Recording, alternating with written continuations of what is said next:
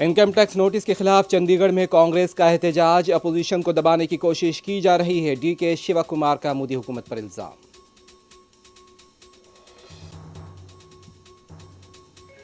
हैदराबाद की मेयर विजय लक्ष्मी कांग्रेस में हुई शामिल। एनटीआर की दुख्तर नंदामूरी सहासनी की भी रेवंत रेड्डी से मुलाकात।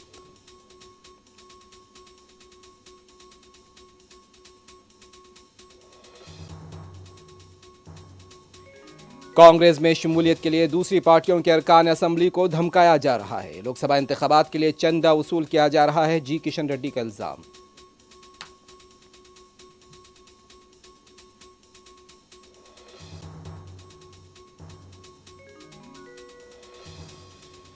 वजीर आला रेवंत रेड्डी के खिलाफ इल्जामात। केटीआर के खिलाफ बंजारा हिल्स पुलिस स्टेशन में दर्ज हुई एफआईआर।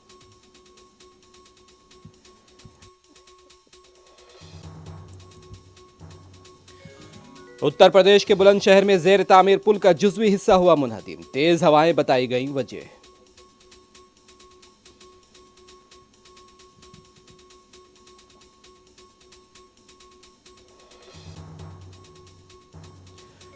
फुटपाथ पर नारियल का कारोबार करने वालों को हटाने के दौरान बल्दी अमले पर मुबैयिना हमला। पुलिस में शिकायत।